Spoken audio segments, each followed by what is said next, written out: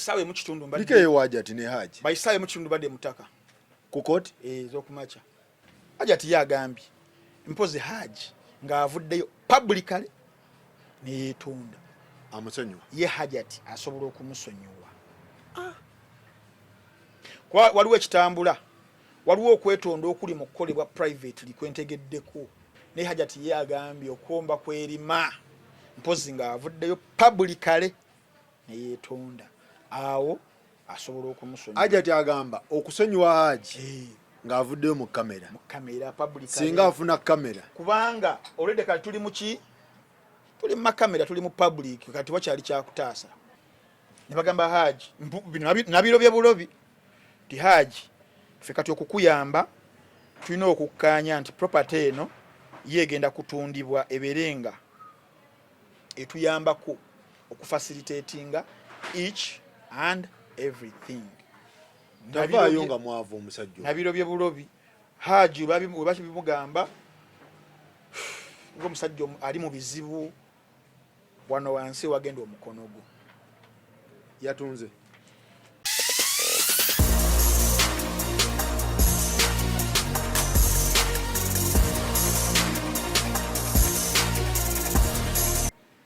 simanyi nakusifayo kukyengenda kukusookezaako ekisookera ddala nga 18 bagenda okuddayo parties zombi zigenda kuwandiika written submissions zaazo ku application ebiseera ebisinga tuba tugendanga mu makooti nga tukola oral submissions nti oyogera omulamuzi nga wakolaki wawandiika naye bimala obudde bimala obudde bungi oli ayinza omaliriza nga wandise pages ezisukkuba 10 nga tajjukira nabakutandikira bakukoma kati abalamuzi batandise okuteekawo embeera ya oba oyagala application osobola okuwandiika buli kimu n'okiwandiikira ogwo kati nga bagamba bagende bawandiike biki bawandiike application yayo nga bwe baagala bye bayinza okukkaanyaako nti mumuwe olw'ensonga ABCD okitegeera saidi zombi zigenda tuula oba saidi emwe nesaba beiro zombi zisobola okutuula kubanga woosaba ono agamba temumuwa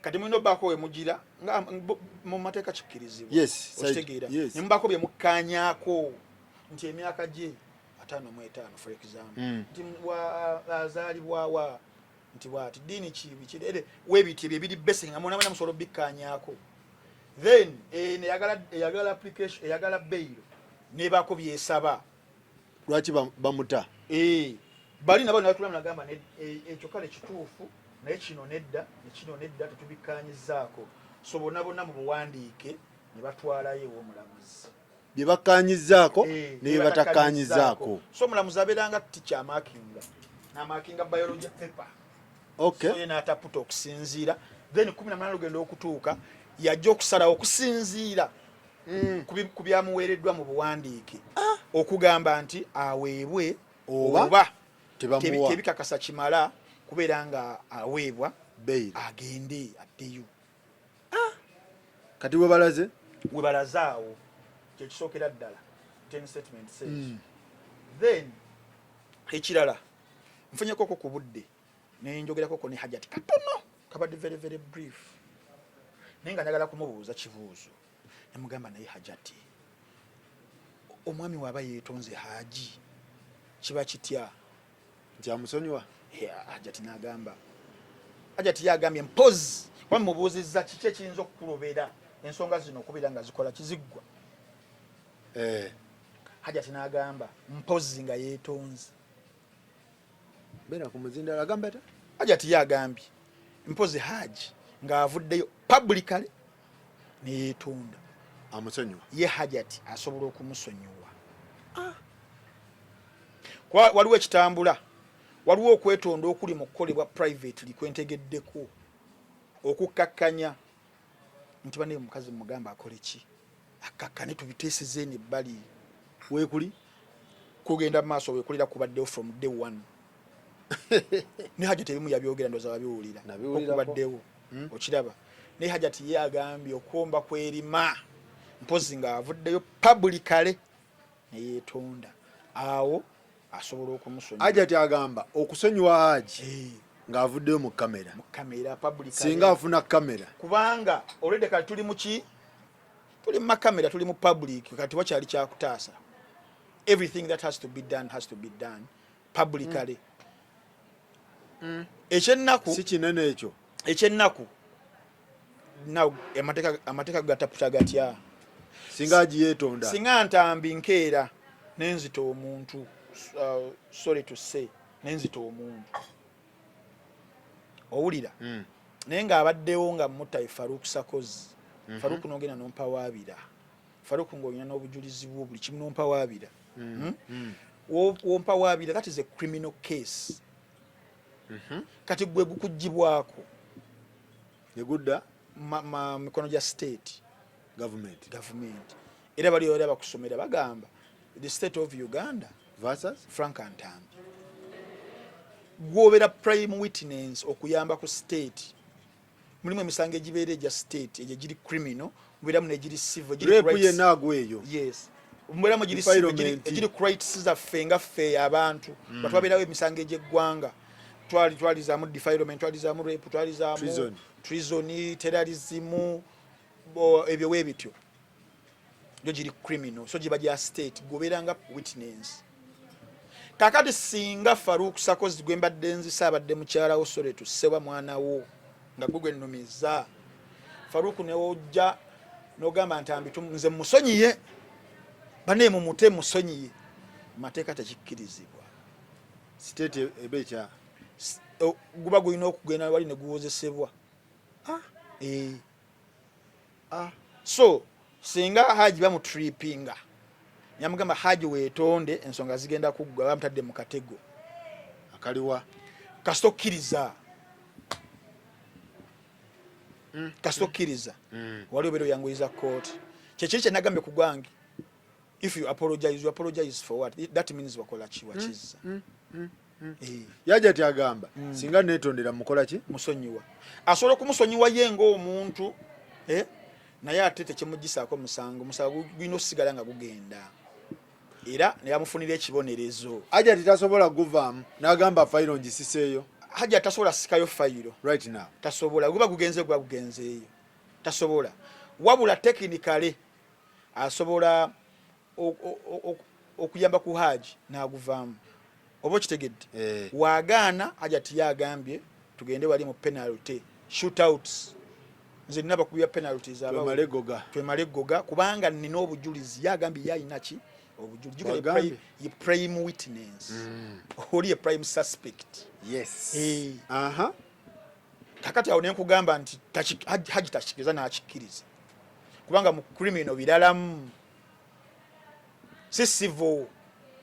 Hajji ayinza mutaasa atya in case bwe kibanga kituufu nti tukitwale kale ku side yes. Hajji yeetaaga okuvaayo nga yakikola in case yakikola era twagala abantu bafa batuwuliriza twagala tugambe nti yakikola tuli mu kusala musango because we don't know what happened. Yes. Tuli mu kudiscussinga biriwo already. Ayambiddwa atya bwabanga yakikola. Bwabanga teyakikola please bagenda. Wabanga yakikola oba katugende ku example endala ntwabawo omuntu nga yakoze omusango embadde ku example yange. Oyinza okunyambira gwe Farouk, oyinza okunyambira mu case eyo nti wagenda nompa wabira nti nzisa omuntu. Naye singa ogamba Ntambi weetonde nkusonyiwe mateeka yansigala nnyo ogenda maaso n'enkola ki n'empoza ne bansingisa omusango yampa ekibonerezo okusinziira. Naye oyinza okunyambira Farouk wokka nga gwe prime witness nga akamuddiremu musajja wa amuddiremu mukikolanga mmwe obetanga state gwe yesigamyeko okugiwa obujulizi obugenda okulumika. Bwana Ntambi. Era wotuuka wali ne bagjo owo obujulizi ng'owo obujulizi obw'ebitege. Okay. Obugenda okusobozesa defense ya Ntambi okuwangula. Because mugenda period ya kibaita cross examination. Awo nkufuna. Cross examination awo ebiseera ebisinga kati mu good eziba ne jury akakiiko akabalamuzaako biki we ba determiningira ne bagamba naye Ntambi ebyo byayogera bino nedda kino tekiri consistent na kiyatugamba luli. Yes. Obo kiraba awo omutaasiza wonzo omutaasiza noberanga akoze assist nti okwo katugambe mu mupiira abagoberera omupiira nti Man U Chelsea onako olwajjo nti Martinez gwe twesiga omusajja omuzibizi nafuna omupiira bwati ngeno gusani Pedro Neto ajja muvako emabega nenga gundi yasibya akapapula Martinez aga Chelsea wangule kyayinza okukolera Chelsea kuteekawo pass wali forwarding egenda wa Onana nenga ekunukira Neto najja nagisanga nasala bulungi Onana nateeka omupiira mu katimba so ne wano win neita Chelsea ne wangula technically ne tugamba bane bibeeramu ndowooza bambi musajja wattu tubirabye ne wano nyinza kutaasanga oyinza kuntaasanga owadde obujulizi obw'ebitege nga nalidde kompenze njagala kutaasa mwagala kuntaasa ng'otandika okutankana ennaku otandika okutankana obujulizi basoka okuwa otandika ogamba nze mulamuzi nebenyogera kati simanyi nakubimanya ye kati okitegedde nga bagamba bali bansereko bali kusaidi eri baloya bali kusaidi eri baganda oza mulaba ulira byayogedde ebyo luli yatugamba bwati olw'ensonga eyo omulamuzi ono omuntu obujulizi bwawadde bonna nga bamwe ebituli ogenda okulaba nga yeyo ka option gyalina oyitamu wabanga wakuyamba andi wabanga n'oli yabiza kyesitamanyi nze enganzi wayinza okubeera nga so awo omuntu we bamuyambira bayinza omuyambira mu criminal yewe out ono obutaba nga talina bujulizi nga tabulina nga ne byayogera tebikwatagana baloya boli ne bagamba jukira mu criminal bagamba you have to prove court beyond all reasonable doubt wabawuka reasonable doubt what if nga kakyaliwo olike yesigamako nagamba omuntu yafudde Ntambi yabadde waawo nekisoboka okubeera nti nno oliwo yafiiridde okitegere ne bagenda mu obwo Ntambi nejerezebwa beyond all reasonable doubt wayinza okubeera nga amuyamba naye ate ekyennaku before today before genda ku court ate waliwo amawulire genawulirako simanyi butuufu bwago ninga ngawulira gali mu nkuubo era okuva olunaku olwali paka nga olwokusatu nawe ojja gewulirako awalala ogambe Ntambi nange yabiŋŋambyeyo nange nawe nabirobye ntiki nawe njagala mumpulirize bulungi ku Gossip Live nina amawulire ge nalobye ntiki obutuufu n'obutali butuufu tuyinza okubimanya mu maaso awo inti kanterera okutereera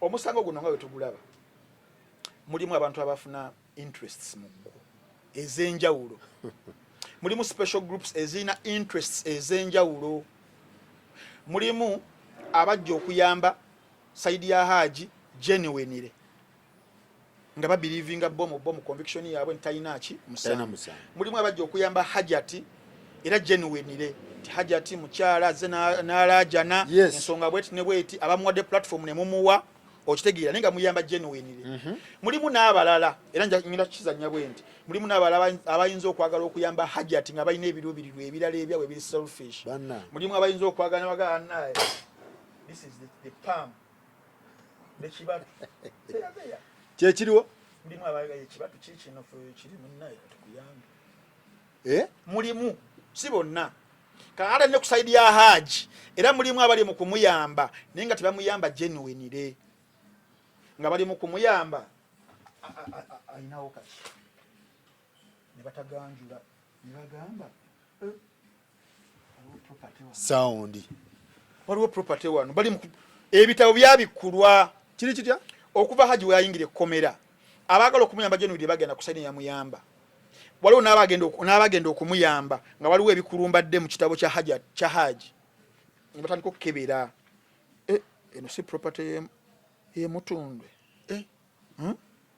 property eno ebalirirwamu ssente mmeka soke tukebere yiye Hajji tagiriiko Hajji ono tagiriiko abadde ayambako bino nga womanyi nti tulina okugula akamooli Hajji yakaguze naye bayandira Hajji n'emisumali gye yagula tubibala nnyo ne zino zibuliti tubibala nnyo naye mu mateeka bayandira Hajji this is the property of Hajji fule so tukimanza tuestablishinga kakati tukoze tutya kuba kakati olaba ffe nga balooya wabeerawo cost singa wobimanyi beerabeera waawo kitegeera jukira abamu bagenda oyingira omusango guno nga babagambye omusajja mugagga muvundu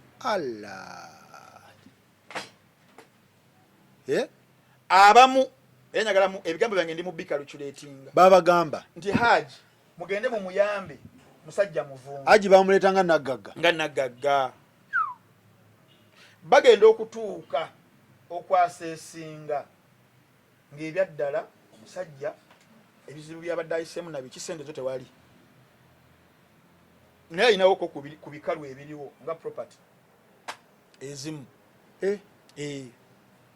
ate ffenna ng'abasajja tulina enjogera egamba nti kyolina kyekikununula kyekikutaasa kakati abamu ku bo muga Hajji ebyaddala tugenda kukuyamba naye olaba otya Hajji yamubikkulira property eno etudde bweti ne bweti olaba otya tujjayo calculator era batambulanga ne zicalculator ne bakola kali akantu ke nagamba ke twasoma ayina balooya bangi bawerako naye kati omukubo ne bajjayo calculator ne bagenda mu kali ke twakola ka body mass bracket solve division multiplication addition subtraction abamu ne bayita algebra kubala calculator kubala ne bagamba Hajji nabiro bye bulobi ti Hajji ffe kati okukuyamba tulina okukkaanya nti property eno yegenda kutundibwa eberenga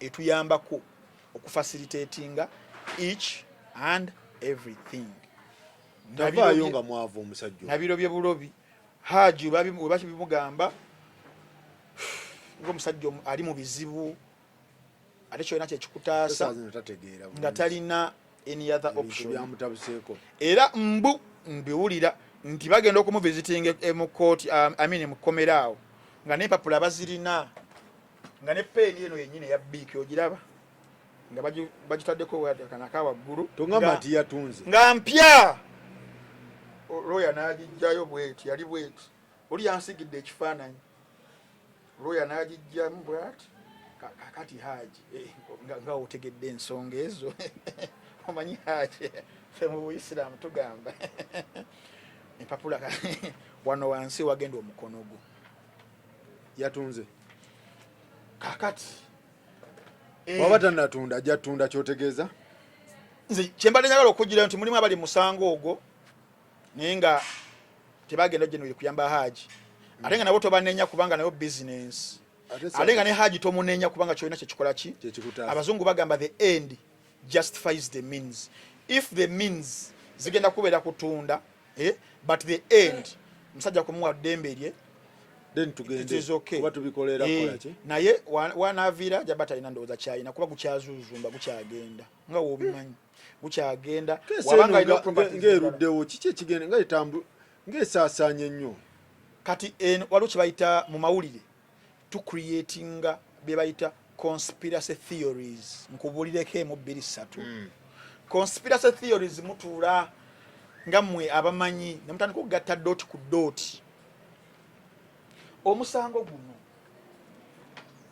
si gwe musango ogusoose okubeera nti nno gw'amaanyi bwe gutyo wabaddewo emisango emirala mingi nnyo wabaddewo emisango gya terrorism wabaddewo emisango gy'okulya mu nsi olukwe oba treason n'emirala okitegedde era nga najjo public ebadde girinamu interest ne basobola okujjawo ne bakugamba nti abaana ab'ekisinde kya National Unity Platform bamaze emyaka 4 mu Ekkomera tugezeko kubafunira bbeiro biganye ate biki kyabo ne babeeranga gye bali nenga public erina interest ne muguno public yese erina interest kubanga ensonga eriko ekwata ku bantu bangi nnyo ya family naye ate singa kino nkikugamba it is a theory wayinza okubeerawo a group endala an organization era banga omusango guno gye gukoma okubeera mu mawulire gugiyambako nnyo okubaako ebintu ebirala abantu bye batagenda kussaako nnyo maaso okitegedde agitabeere jirikiti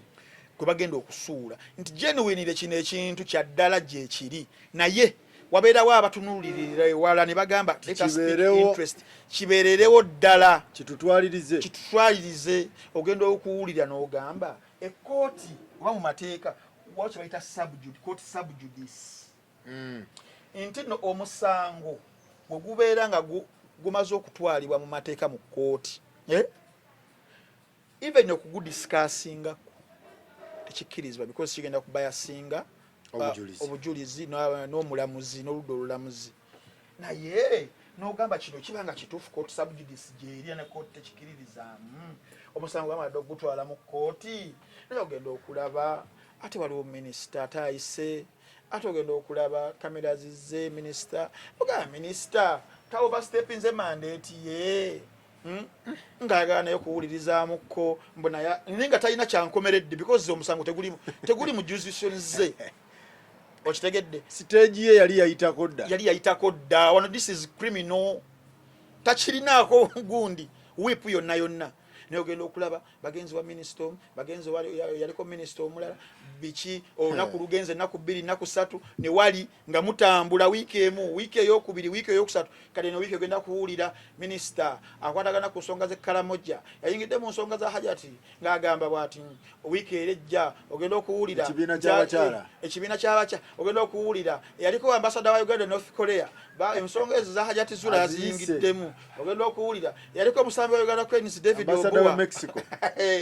ambasada wa Mexico batuuseyo akakase oba omwana Nisha yagendako e Mexico ezo nga zitutwaliza before you know nga waliwo ensonga endala ezibadde ziyinza okubeera ez'omuzinzi mu ggwanga nga tetuzitegedde oba kitegeera kiina gwe kiyamba ekintu kino kiina gwe kiyamba butululira ensonga ezibadde wabaddewo ensonga wano ezibaddewo mixes n'essatu eŋŋumu naye ensonga eno egaaniddewo ate yandiwanvuwa mukomeewo 18 akati okumanya egenda kuwanvuwa era okumanya muno conspiracy theory yange esobola okubeera nga ntuufu kakati ogenda okuwulira magistrate court bagenda mukomeewo nga 13 ogenda okuwulira production warrant tugenze mu high court era tugiddayo nga nnyalo erwaleero abanya ne bajja ne bagamba mukomeewo 18 naye ate mulina okuddayo nga 13 eri ku magistrate court ogenda okuwulira bazizeyo ku magistrate court ate ze muli bagamba mukomeewo nga 2 January ogenda okuwulira omwezi ogwo ate kitegeza transportation costs zonna waliwo azifunding obeera wafundinga waliwo side eri mu kusaasaanya oba zombi ziri mu kusaasanya wano eri mu kukola accountability wonna naye ng'ate ekifaananyi ekinene kibayambako okubaako ebirala ebinaabaawo kino nga bakyongeramu omuliro ate mugenda baba muli ku mmwanyi muli ku kaawa muli ku mmwanyi I don't want them to get numbers someone say ogenda okulaba twataddewoko ku muliro ate ogenda okulaba ku lwokusatu kooti eguyise bw'ate minisita w'ensonga z'abaana nogamba ne Mukama Katonda fe tubeerako ebintu byetubirayo nogamba nekiki kino nga mulinga bali mu squid game ogenda abavandimwe nabo bagamba ate mutuwe ebyaffe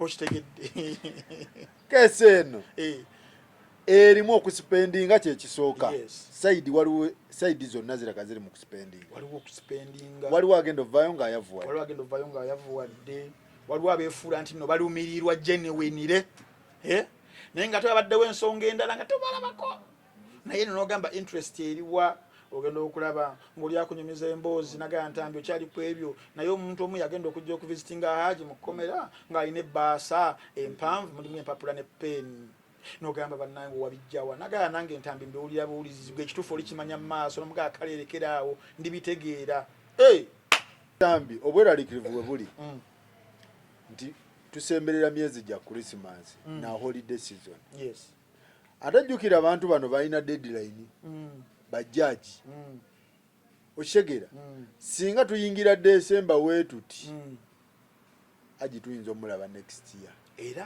era nsaba nnyo bambi bintu bino biggwe before December biyinza obutagwa nga gwe weyagala biggwe ekintu ekikulu wano fenna nze kati nganze kintu n'owulira teeka ulira mulalitya omuntu okufuna bail application gibeera miteeko ki tulabi ku bantu bangi abaweereddwa nga balina capital offenses ezibavunaanibwa tulabi n'abalala abammiddwa under the same circumstances nze wano ndi kuteeka siri ku side ya muntu no ndi kuteeka lira mulalitya ku muntu alina obujulizi era nawulira bubi nnyo ku lunaku olwali lwakumeka lwali lwakuna Hajji tuyakkirira kawo downtown n'ayagala okugajambulwa abavubuka abamu nga bali mu kumuyita omubbi baagala okumusikasika bagala anything would have happened ekiri worse maybe ne bamukolako ne mob justice naye ng'ate twagala tugoberere amateeka nga bweyina okubeera nga gatambula nti gwe olina anything against Hajji nti mubbi genda bugenza ofairingo kooti zibeera nzigule funa looyawo ogenda ogambe Hajji ati mubbi oteekeyo gutandike naye bwe tunasapootinga abantu baagala okukola mobu ku bantu eyo nsigombi era ekyo kyambe ekirina sides zombi ezisala nti enkyaba Ntambi gwe bakozeeko mobu eyo naye nga abadde mutuufu kuba kakati wano mukuwa mu application zino zigenda okuwandiikibwa written application state eri ku side ya Hajji ati ku lwa gavumenti yesobola okuteekamu negamba tubadde tusaba omulamuzi omwami oyo aleme kuteebwa kubeerawo kubanga agenda kubeera danger eri abantu bano wammanga eri victim ayogerwako which is Nisha eri witness ayogerwako which is ono eri n'abantu abalala olw'ensonga wabaddewo president yasetingiddwa ku lunaku olwokuna ekitiibwa omulamuzi ne ka video kaakano mukazi wattu agenze kugula bintu mu kikuubo baluddawa abavubuka abayitirivu ennyo bali mu kumungula bagaana kumizamu kamusu naye nga bagamba badefendinga ki Hajji n'olw'ensonga olaba bali mu kumudefendinga nakumuterawo mbeera eyo ng'ali mu kkomera olwo anaavaayo n'abamitingako nobamitinga olwo tebayagala ate okukisusa akankola ya nkola empomi nalunga yago y'amayoni. Tusaba abantu bannaaye bakendeeza oba gundi kuba kati ebyo byonna bireetera Hajji ate but those are emotions nti abantu abo nze mu kulowooza okwange si baseetinge naye tewali gwe baseetinge yes si baseetinge naye emotions abantu kati essaawa zino abasinga tosobola tobola kooti yakirabirawo negamba temudisikasinga nga bintu ebyo mu public nga yagala kwewalira naye abantu gye bakoma okujja olinajja n'ayogera nga yerooya oyo omukazi tugenda kumukola bwe tutti talabanga biki oli mu kusiga olwedde bukyayi muki mu bantu olinajja n'agamba we mumulabira wonna oyo mubbi agala kubba bintu bya Hajji oyongera kusiga buli bwosiga obukyayi ogenda ku emotions z'omuntu oli ng'ozitakula okitegedde kati walabira ku muntu oyo nti Ntambi gwe batugambyeko mbu yakola wansangira wonna ayagala kunkolako buzibu naye biba tebireetera ate oli omusiba ati bakumuleetera naye okola kooti ebigamba temubidisikaasingako okitegedde kooti yakirabirawo. Okay tumalirize ndowooza wekityo ebya Hajji weebito ebitambula weebito ebiri etteeka liteekinga its course.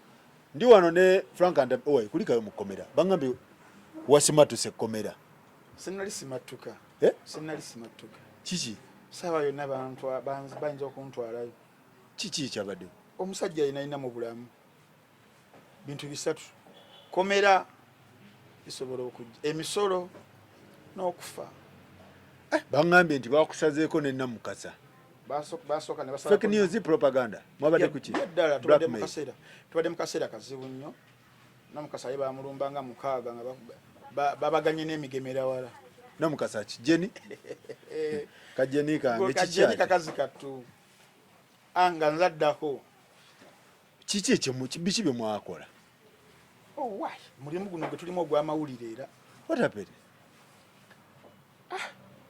gundi yayimba oluyimba eri Nambiru n'agamba mbyogere ntya ye mbitandike ntya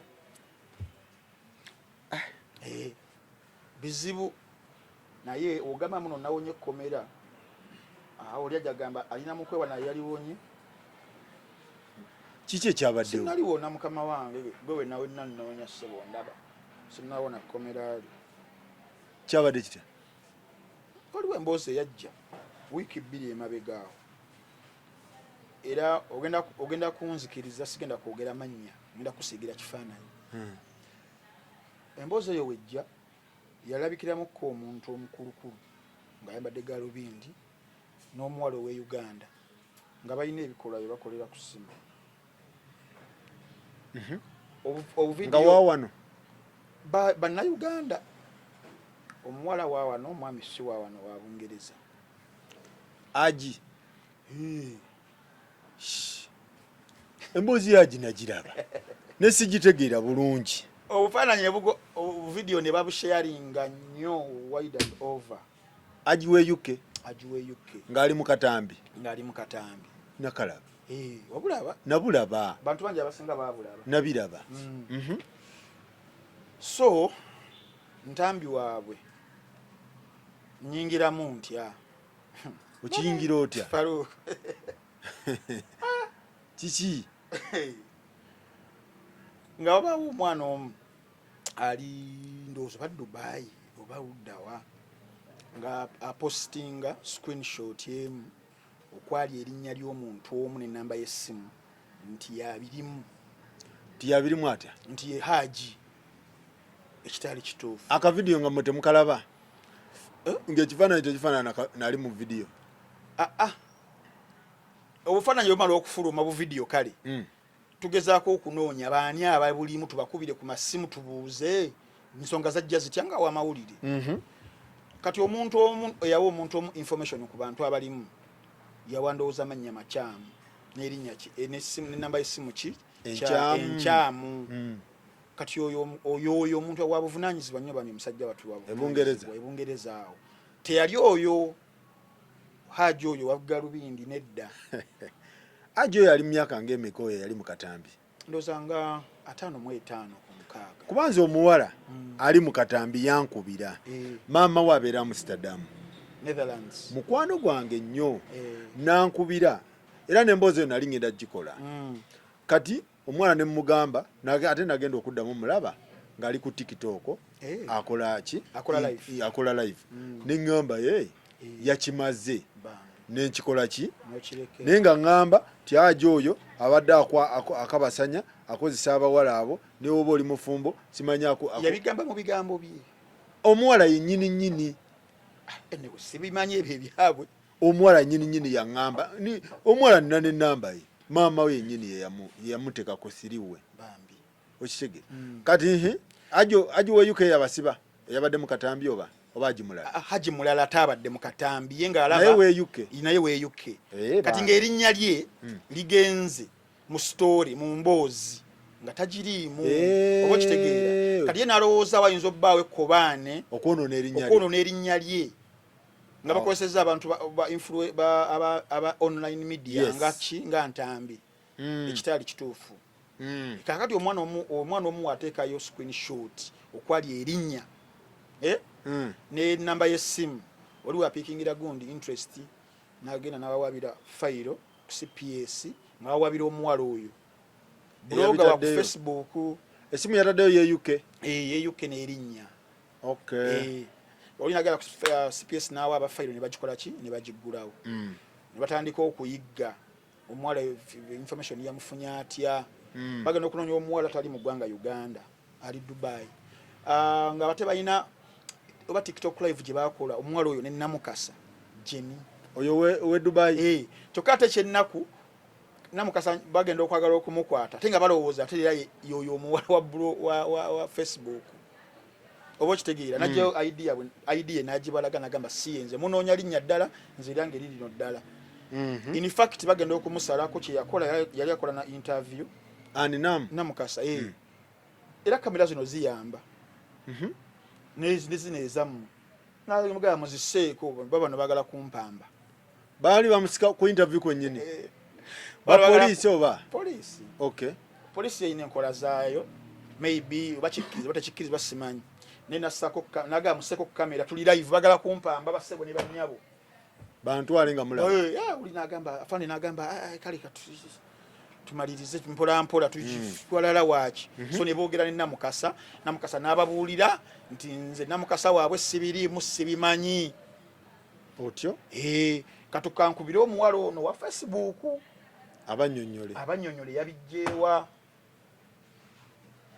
so baleka omuntu omutuufu eyali mu Katambi ne bateekayo omuntu omukyamu so oba ogenda okubuuza omuwala naye abagamba Ntambi muwala ki owa Facebook bamukubira essimu abagamba Ntambi nze yampadde information yegisanzeewa kati olwo Ntambi wajjiramu ki mu kifaananyi Ntambi information wamugjeewo ono okitegedde otyo Ntambi amanye amawulire nti mu mawulire kiba kintu ekyo toliviiringa nga ki source kubanga singa ndiviiringa source kwendya otyo kyomala ayinza okuddamu okunesigisa information so nimbagamba basebo ne bannyabo obabanga banjogeddeko nti nze yabawadde nga namwe mumbuuza source statement biki sijja kkaayana na looya wange tugende wa looya era looya wange nali namala dde omukubira essimu ne mu briefing Luyimbazi Nalukoola kanso netubagamba tutule mu mediation meeting kanso wange wuuno nze byamateeka nyinzo bambi manyi ku Katonda nga simalaayo nenkolera wano ki ensobi mugere ne lawyer tugende wa lawyer kyana ngamba wanangamba nti Ntambi bagoberero jjemu engatto njagenda so nabo tebali bantu babi kati omwami oli ali eyukke wano mu mateeka tosobola kuvunaana muntu musango Uganda ng'oli bweru wa ggwanga unless tosobola ofuna omuntu nti muzeeyi n'omuwa kibayita powers of attorney okitegedde nabeera nga yagenda okukuwawa okubeera complainant ku lulwo era Hajji kye yakola n'afuna muwala we nabeera nga ye complainant era ku keesi yaliko nga ki nga complainant nga babawabira omuwala wa Facebook so nze tebanvunaana sinza ali ku ki bakuleetako ngani nga witness ngani nga witness I witness source of the information ate nga mu mateeka waliwo omusango ogumu gwali gwa Oral Otundu versus Uganda Police nekimanyi tulina naddala fe abali mulimu tulina okuyiga amateeka police tekikuvunaanyizibwako gwe omuntu okugiyamba mu kunoonyereza nga toli witness ng'oli suspect era waliwo omusango 212 genda ogunoonyereze ku Uganda Police versus Oral Otundu yagaana era ne bagenda mu constitutional court n'etaputa negamba omusajja mutuufu mwe mwenoonyereza ebibyo omunaagala okumuyita witness tanoonya ni kati wano bakubira essimu jangu otuyambe mu kunoonyereza mu kubuuliriza constitutional court yakigaana tekikirizibwa naye bintu bingi nnyo wano betukolera nga ne baffe bannaffe abali awo waggulu olumu baba tebamanyi nayo mateeka olumu I don't know otyo kati witness nga bakuwawaabira ate kati kyali kyebuzibwa witness bagala obayambeko kyokka bakunoonyanga gwe suspect suspect ayagana ne witness nze ntuuka mbabuuza fayiro eriwa ndabeko erinnya Frank Ntambi nti gwe suspect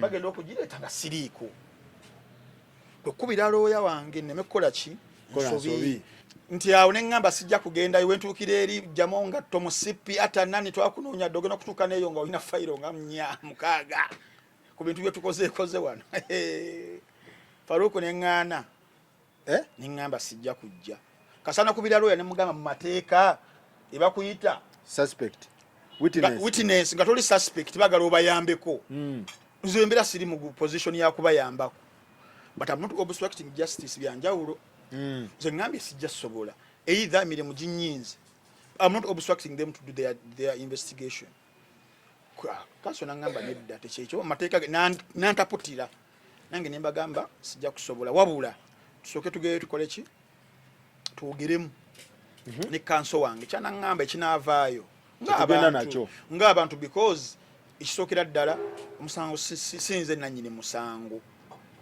wabula nga ate ndi willing okuyambako to make clarity on what happened manyi byanjawulo there is an apology there is clarity I wasn't apologizing when you apologize it means you wachikoze so I wasn't but I was ready to make clarity what happened nti akatambyako kemulaba katambula waliwo erinnya lyalabikiramu ko naye siri ebyo ebintu ebyo si bituufu that is clarity era on record kiba kiyambako oli eyandirowoozeza mbuno erinnya lye tuli mu designisa bintu bitaliimu okitegeera so tugera netwogera ne lawyer Nalukoola kanso nakubira Hajji yennyini eyukke netwogera nga yawaabye musajja abayisiraamu bombi okitegeera ne boogera Hajji nagamba kiba kiri bwekito tewali buzibu if Ntambi is ready to help and do clarity it's okay it is very okay musajja wambi talina buzibu naye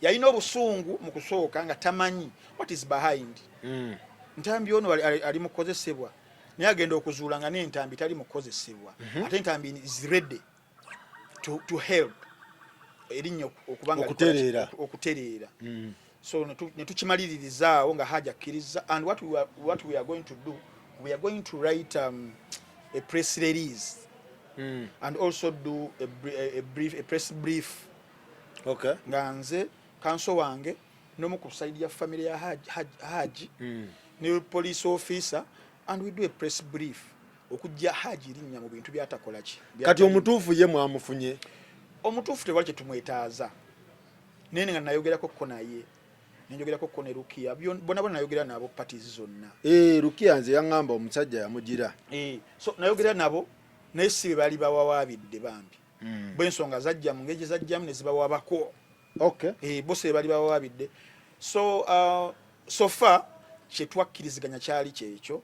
Unfortunately tetunakola press release na press brief olw'ensonga mulimu parties endala ezajja nga ziri interested nga zaagala kasente bazitagetinga nzi nanyini musanga akkiriza nti mukole kino ne wabaawo abalala bali interested abali bagala okupasuadinga family ne poliisi ogiwe sente bya sente byalimu ku nsi bingi mulimu abalala nga omanyi guno mulimu gwetukola tulina abantu abalala abatukonjera na biki ne bajjamu muli ne still nze neŋŋamba nze siina musango let them do what they want to do. Nze nina kanso wange wuyo waali era mwesiga ne sekwesiga yenna kuba y'omu ku bakansolo abasinga. Mulimu ababadde bakusaba sente. Mulimu abadde bansaba sente. Obujulizi wabufunye? Obujulizi kusimu kuno kwe buli. Nga gamba leetayo tukimale. Osaba otya sente mu musango n'ogamba costs, damages and costs. Ku musango nga sinagwa civil, omusango nga court proclaims itself on the matter. How do we determine then costs and damages? It is the court who determines costs and damages. Oba kitegeera. So be balina okugenda ne bagaka kati Ntambi tukuguddeko omusango guguno. Bwe bagenda mu criminal jendi lawyer wange waali. Tugenda mu civil lawyer wange wakola ki? All right. Yes. Oi, gundi yakomyewo. Ani. Koi. Dia. Yakomyewo. Wali. For good over. Yawandika ku mutimbagano nagamba asasizza wanwe air ticket. Ne zamba munoonya. Zamba jali yakomawo. Se yagamba nze ndi eno kati ali eno mu New York. Abaddawo. Zamba yakomyewo byaddala. Yakomyewo. For good over just holiday. Si holiday. Yakomyewo for good. Akaze kulya ku ssente. Tweet ye iyo kweri njajje kusindikira gitire. Wayogeddeko naye? Nabadde naye. Saayogeddeko naye nabadde naye. Yazze koko na ndongo hip hop gwe yabalekera bamusudde bamusuula bamusuula akomyewo kubiranga nga we yakola luli hip hop yamusanga mu ddwaliro nga mukovu nnyo namusula mu bbanga namuterekamu omusaayi n'amanyi gali mangi nnyo kakati ate wagenda okuvaawo laba void weebeerawo ennene nnyo abaana gye balemedde okubanga bakola ki bajuliriza. So yakomyewo n'ekijujulu oba yakireseeye California. Bakomyewo ebyaddala bali mu masaali. Buli wano Uganda Kampala Kyaddondo. Omuto in fact gye yadde birthday ya muto. Tiyatise. Owabadde ekitegeeza. Nabadde kakati nzeeri sikonkono. Nabadde. Gwe. Zamba yakitadde ekye US. Zamba is a globe trotter and a global entrepreneur. Alina businesses mu nsinga 8. Bakuwa amazzi onywe. Akantu kajja kutuga. Ebyaddala. Baguwe akacupa k'amazzi onyweko. Naye nga omusajja opise. Yakomyewo mu kaseera kano nga industry yaffe yonna eri ku mavivi ku ttaka. Sina hip hop yekka. Hip hop yabadde amaze ebbanga ali ku ttaka. Nene music industry yonna okutwalizaamu eri ku ttaka. Yakomyewo kuba ndongo. Yakomyewo kuba ndongo. One way ticket. Yes, nakulaga baana ekintu bakikola batya. Akyakisobola. Shia. Osobola okwegiza jajjawo okususa amagi. Abanavia n'abasobola nga bamuleka dda. Ate baali bamusoboddeko ddi. Ngazi mayiro mpanvu. Ne wabadde taliiwo bw'ati naga kati bana envuddewo. Tugenda okuwulira tewali kivaayo. Tewali wadde Karaimu akavaamu abasajja. Twakuba Africana twali tugise. Yali Sheraton ebibanga byali olwo. Twali tujasa. Nakubiramu ne golf. Nazanyiramu golf. Abaana bakuba andibwa. Baana bakuba erizi za hazi pia ne baziyuza. Ate kati abo twogerako eno hip hop waffe bakuba yakayimba kamu myaka 3. Ne badda mu bidandali ebyo. Abo babidandali. Twogera ku hip hop. Twogera ku hip hop as a culture. Baliwo betu. Tewali waliwo, tewali mwana ina aliwo. Tewali ngamba. Fefe Busi mukwano gwange nnyera mwagala nnyo ne katalogo ye 80% is pop. Bidandali. 20% is hip hop. Fiki Famaika 99% pop. Abasajja abali kunono bannavio ogenda okuwulira album wadde efulumina kinaye nga music tatambudde so kyaliwo void ndala ebyaddala so akomyewo ekintu akikwasaganye bulungi nnyo ate MC gundi aliwa MC ono rasta atali MC yala si MC yala waliwo ngamba MC olo asi MC olo na MC olo akuba nedda ati bayinda kwewunya waliwo no muvubuka ono oba wa ghetto yawa Spider MC naye era musajja watwaze tumuwa buwi budde bambi kubanga is John come late akuba hip hop akubache akuba hip hop ye waddala temuli mu kidandali nsinyo sinyo waliwo engoma gye nawuliddeyo gye yata olowooza biki akubanyo music oyo wa struggle okuswagolinga kw'abantu sokukoba obufuzi MC Nola yani Jim Nola MC Jim Nola ekyasinga okumutta yayagala afune jig akwate zamba mozi yayagala yoza zamba yafuna jig namuteka mu pipa nateka mu zamba mozi byagana flow ayagala yemu ayagala punchline chechi beat livunyo nenga potential aina Jim Nola is a very great one singa aba avudde mu shadow tosobola kubeera mu shadow ya master ngoli apprentice onokuva mu shadow yes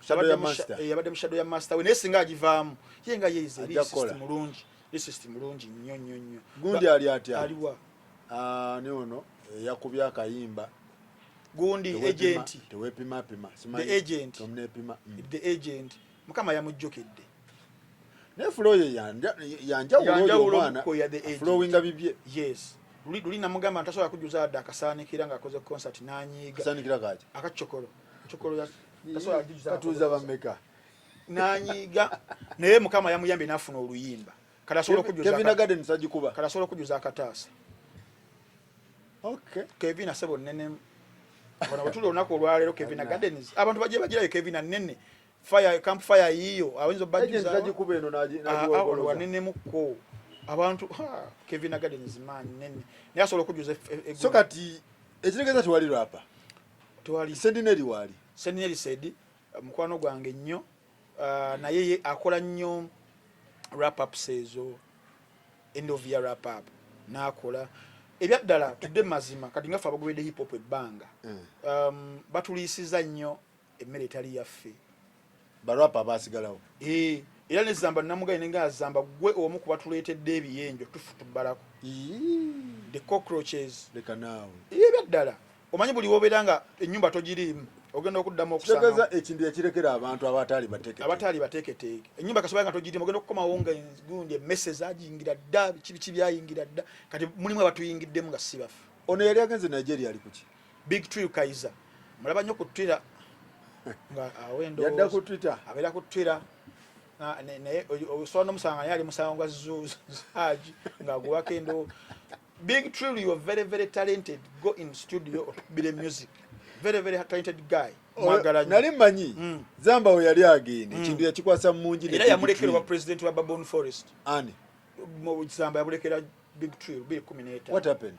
Big Tree nene abwe yambulanga strike emututti striker naye mutwala ne bakuba 2019 nafuna oluyimba party after party ndokuba ensi yonna nagende Nigeria wagende Nigeria bali balowooza muyimbi mu Nigeria munaawe bakitegerera muno mwana we wano Buganda mu Uganda biki baga dayo gena dayo bandi abo bili abimu ebili nga ntuseeko akubye oluyimba ne fake family kawita my guy rutambula luto ekibala kyakutte my guy ebyana biriawo my guy ebyana biriawo my guy ensonga za Hajji tezikutte waggulu my guy yabiyimbako vao aliawo kati liriko G liriko G tomanyi alwena liriko G musajja yamu kuba tugamba grandfathers b'ekintu babaluku tomujjukira naye generation yeyo babaluku gwe bakirekera zamba yali akirekedde ani ekintu zamba talina gwe yakirekera naye okuvaawo okwe kwali kulungi nnyo whereby teri kwekwasa kuba yali abasafoketi yakibalekedde emyaka emeka 8 wow Jews tebakikyusiza tewali kyonoona bonoonye hip hop ne akuba hip hop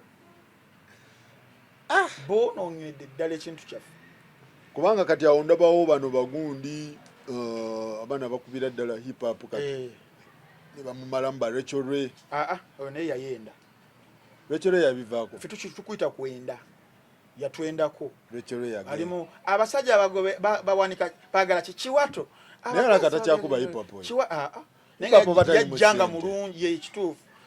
Hip hop okuva mu ssente kirala. GNL Zamba yakuba hip hop era nga bagamba ebyo mulembegera bye mugira tebivaamu ssente. Ye musajja yasooka okukola concert ey'amaanyi wano Chadon Rugby Grounds 29 balamu yagitegeka nejjula yonna nakola ne tours world countries zonna nezijjula ongambo tamutali mu ssente. Hip hop mwali ssente. Mwali just tuli creative abaliwo. Abantu beyalekera ekintu. Because it is ye genre a single kubera consumable the youngest generation in the world. Weeri refresh. Ye weeri ekenya nga bakola sende ba Calligraph Jones ba Octopizzo. Bakola. Gende South Africa ba Nastasi, gende Nigeria ba Emma Yabaga ba Luz Kainon. Kya kiremya abaana. Wano. For 8 years. I think wano tetuli intentional bye twagala kukola. Omuntu agenda okujja nga ina script bwe tayagala abeerebwe. Midway nagamba katika nchu so mnyagala beda nga Faruku. Aba atuka kati nyagala kubera nga Chameleone. Okitegedde tetuli intentional bye twagala kubera nga tukola mu ndongo. So kati Zambe kitegeeza kakomewo. Akomyewo agenda kusooka ate misinde giriddawa badduka ki shia tewali misinde gye badduka ba gamba yagenda okubajjayo bwati agenda setting out pace pompo goma asoka from album gye bayita bagenda gita batade album aina album empya album gyaleeta what homecoming ne concert era onakulajo yabuuzizza bannange abawagizi bange concert yange njiteeke Nambole njiteeke Lugogo cricket ofo oba Sheraton k'abantu bannange wonna ennyonta abantu bebaluma ebalumira ddala nakola n'ekirala n'agenda ku mukutu gwo gwa Twitter n'agamba GNL wa mitinga Zamba nayinza okuwangula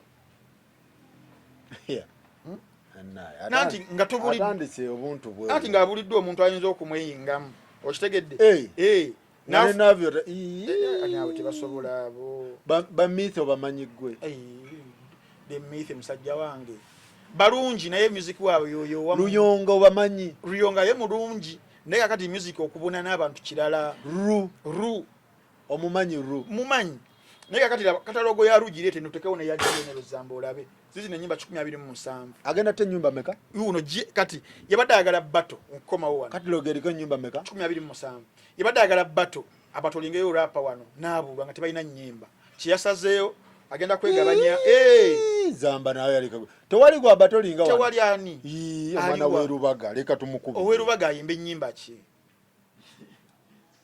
gwe ayimba ennyimba ki ate nawe lekawo ebyadda jogereza wo ate njogera yendala nyambe wano nawo ne mutwale wano Batman from Kamocha bali bamusi Bobi Wine yalasso omusajja ku luyimba lu ne mitwale wano 5 nyimba nye 5 ez'omusajja oyo nawulira ate twawulira tetwawulira natugaba mukube ngalo bugumu sebo nzisudde zizo ezo zonna hiti pani hiti bugumu muliro ezo nawulira njogereza biki era we twabuliddwa competitor sula ezizo power koi soda jinjale kikankane Uganda yafu Anyaluleta Nyonyo speaking vernacular Sisa Tebangatika Dia Hip Hop Zamba the Great how many mics Saba Bombo Clat Vibranium Olabye ekyana Yenze microphone yange sesetula vrum pichi Luga flow ontegeera otya teryaluleta uba katambala mbawe Mr. Right True Manhood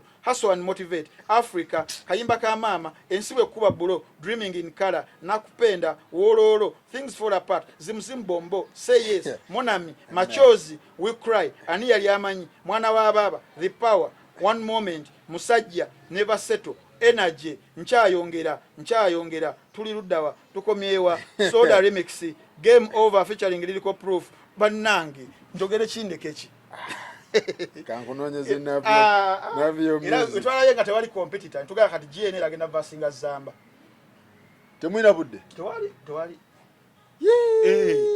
basajja tebalina nnyimba tebalina music music wabeera oba muyimbireeyo mu bubala bwamwe bubeere ababeereeyo waggulu tezinyika tewali music nezamba genda Masaka genda Koboko genda Arua genda Gulu genda Sudan genda Ludda waka Pilipiliti wawonna tumutegekere show agikube yeka ina baye kata ina kunya na mtu ku stage choga masobola okuba show yeka one man army hit pan hit mtu mugase bo chimala zile nyimba so zimbira kena I think alaka hip hop artist yeka aina sing along.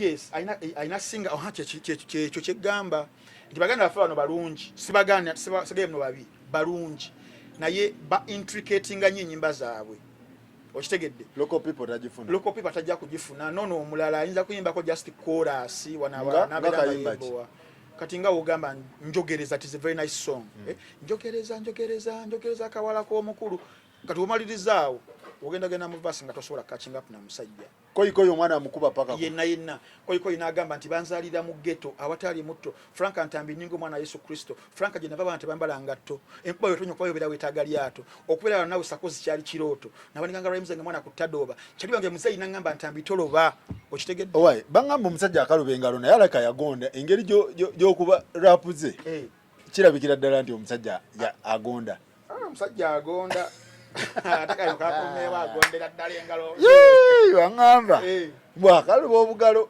zamba ku bantu ababi takaluba kubabi okay angamba wali ovude ku gali ye asobola nga akaluba engalo sobola notukane ku babuni kali ngende mu camp chawo mu hip hop nga woziraba ngendewa baba camp za hip hop weziri waliwo Ntambi eno eruddewo ateva mu mugundi eri eya clear cut clear cut yasandawo we ba individuals ba spreading nga wana Uganda waliwo ndowooza omukulu yennyini Navio neliriko G Papito bagenda so tulina Navukop tulina Baboon Forest tulina nani Fefe Busa na FBM eri mwani Fefe Busi yekka ne Karole Kasita Kalokasita mwali mu FBM mwali waliwo Fefe Busi yali mu Canada Kalokasita ngakoze concert gundi wano nayimba vasi Mama Sita oyo seba abimanyi Mama Sita ali mu FBM bali mbabi Mabuni ni Babuni yaliyo Babuni neko cyane Babuni yiriko label yokayoka mu Uganda ngo muyimbi achayimba na signinga banene abira bakabine babambe ensi yonna ya signinga Keko na signinga Big Tree na signinga Munji na signinga Tommy Race Keko ne muntu bako aba Navukop ne signinga JB ne leta Mithi ne leta Papito Runa ye abalanga neka kati yaona bagweragira nyeno timu eno GNL Zamba yabera gundi Superman eri muno jino amanyo ogawulira Big Tree amanyo ogawulira bona bayina amanyi Keko naye nagafuna Keko guni namutwala Platinum Entertainment okay namutwala so Navukop eno Academy yaleta bulungi products tezibunyiri Zamba yakayo record ya jina ati yali y'abaana babagagga era abaana babagagga bali babategeera abaana kati abaana babagagga tebalina all the resources niyo mwana okuva mu ghetto okuveeka wempe najja nakuba rhyme nezibuna Uganda yonna oyo gwatenze muwanye ekitiibwa omugaka kwa mami I want my song to play on Sanyo neruzanyi ne tekyasoboka waliwo kyendalawo ya hip hop ngojeko waliwo Navukop FBM waliwo hippo yani hippo gundi ya Babaluku yoyo jimunola MC Babaluku gundi bajita squad bataka squad ekyaliyo yali mwani ena mulimu walawe MC Flower mulimu Flower mwemagira ba Sentinel sediawo mukutandika nga bakajja bataka squad basayino MC ate double trouble what trouble yaze mu gospel double trouble yaze mu gospel so in performance nojukira ade ekiwe kuba bro nawe jiwe pan oyina jiwa pan yalaja ndeka double trouble tujibalira wa mweno tedi waffe eri mu hip hop eyafiki bagitani bagita fresh gang eriwa erimu ye egwawa nono mwana webikumba waliwo mwana webikumba bannaye mwana ki waliwo oli omulala mwana webikumba bajjanga naye batunda ebikumba bakuwekiwo oli omwana yani muwadda sikimuswaga waliwo abaana awo yajja nabo fresh gang erimu babiri lebo zano za mulimu abantu nobo ze muzine ezammwe zine eziri mu pop music ogenda muri nayo eza hip hop nidda kati olaba zino ezeno zino zaletanga products Firebase ng'olaba baliyo Nailand yaleta Jose Kenyini neleta radio neleta Wizo neleta Sa Bayanga Mula bonna bayise Biga yabana yaliyo Kakaton Biga yali ne Muganda ye Big Chief bogenda ku fire era fire era Firebase yasinze ndozo okuyungula naye naba black man ate kali yo Firebase yate ekyaliwo nti n'omukulu wadde yasesetuka munagenda mu politics eno bazex birangirangi bakuba Dax vibes bakuba okay Firebase ani Gagamero ezo group ezo zaleta naye za hip hop zino Babuni yokayoka yaleta Babuni yokayoka ne Clear Cut yaleta JB yabaleta JB yamuleta ne Liriko G ne Navio abalange ne gundi bebatagira nnyo ne bataka squad era kereta lwa kubeera kereta bana ba ground underground ba wansi kutaka bataka mulimu omwana ali German sawa zino yani akubanyo ne kuzi concert bana mutibwa ebwa amanyi mulungi bataka naye leta ebirese bona bali yawo nayo bana mutibwa yakubira babaluko oluyimba ati baluwa ya jajja MCR yali muyawo MCR ate abo bali ba individual balaba MCR yani je tubanja tuletera je tubanja Fameka tukubanja mukwano Fresh Gang tukubanja toyinawo muntu awo FBM yaleta kaloka sita oba tojibanja sita yamuyamba ko buyambi nga just nti mami FBM tumubanja naye ate double trouble ye one man ame manager ye muyimbi PR bina bikola ate ya agent yali mwani agent oba ali mu Savam yavaayo omukazi yalajja moto agent yali yeche kyamujayo mchala ngasta amukulusanya kati yali rudawa ali wa Donizera ali mu Zera Music ne agent naye ne yakubya oluyimba ne agent akubya oluyimba manyi yalese tuni balukola mu chale era agent tuni yennungi mu challenge ne kati agent saba zino swana ngo mobokinga by the way yalese tune jimunola ye bagitani jimunola bagita envubu mu luzungu si hippo ayina envubu erimu yeka ajikwasaganya alright tumalirize so bwe tubadde nenga zamba emisinde ndaba akaziki kadduka misinde olina okwetereza abantu bakuba zijahazi pia abantu bakuba zi Sheraton kati olina tutwala cricket okakasa bano bantambi tebakuwagawaga mutwala cricket over ate nze nzagenda okubira Kivulu manager sibula abantu abadde ku gossip live basebo ne banyawo nenga zamba wakabi byaddala ya bonna balungi zamba yapika hip hop bakube ekintu mama Navio yagamba nti omwana wange bamuvuma nti mwana nga kye kivumo ki nga yobanyza okuvuma ntambi ogira kino yiba muvuma nga ogira okubeera abagagga yana otunulira abaana abo nogaba nenze bazadde bange baali kuki nabo sibula abantu abadde ku gossip live basebo general zamba engalo zagonda angamba zaali zikaluba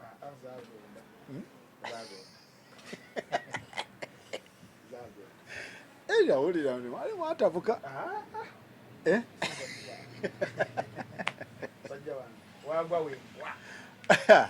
sibula abantu Ntambi semerera wano kamaigi njagala kubajukiza bannaffe abamu no watch application wa platform yavaayo okubeera nti ne batuusako firimu mu nnyumba zammwe ku masimu gammwe nga tofunyeemu trouble genda downtown kunonya CD mwene nkuba etonya oyita mu Kampala bwoti obuukamya tunyanga bali mu Mogadishu so munno watch osigalya bakawo ku smart TV application masula ebibanda eri ba topic nda ndowooza ebeera migration nga enseddukira ku speed kyaliko jeziri kwande CD ndabanga bazikuba ekigo jeziri naye enseddukira ku speed jeziri so munno watch yo negamba ku flash bonna bena gyebiri flash jeziri CD jeziri nayo munno watch bya film daga mwabiteeka kati gyebiri mu byalo ne ku myalo jinga akuba ebyo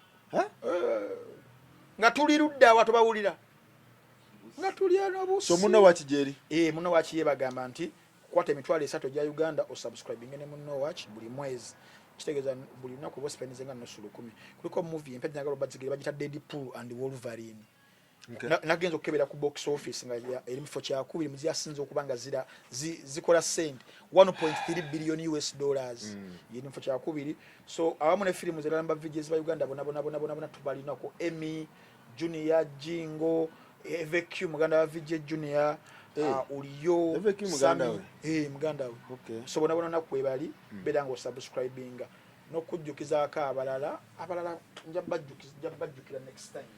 All right. Mwebale nnyo mwebalire ddala tetugenda kusukkawo mwebale nnyo okubeera nga mutulaba bajjukiza just Nana Herbal Mouthwash Nana ndiro ddagala lizizo okubanga liyamba abantu ku ndwadde ze balina zonna ez'amannyo n'akamwa okubanga kawunya bulungi nnyo bane mukozese Nana asangibwa mu supermarkets pharmacies ne drug shops zonna mu ggwanga n'awali ebirooga nga sokwera ng'omutumya n'egye mugulira ebintu bya bannayuganda mwabali ku kyeyo Nana Herbal Mouthwash banange gyali ate akola ali very very effective ekyo nno kikakasibwa aba National Drug Authority abagamba nti ku ndwadde ez'amannyo mu ddagala lisinza okubeera nga liziwonya ne Nana naye mwali so mbeere nga mujjumbira Nana Herbal Mouthwash. Alright, tugenda kusukkawo tulabagane next time naye gwayagala ogendako emaka ku Hajji oba umra December sekasa kimwanyi wali obeere ng'okwatagana naye bulungi nnyo. Booking za Hajji 2025 zatandise zagguddewo osobola okgenda nobeera nga obookinga naye bulungi nnyo. Mwebale nnyo mwebale ddala tulabagane next time.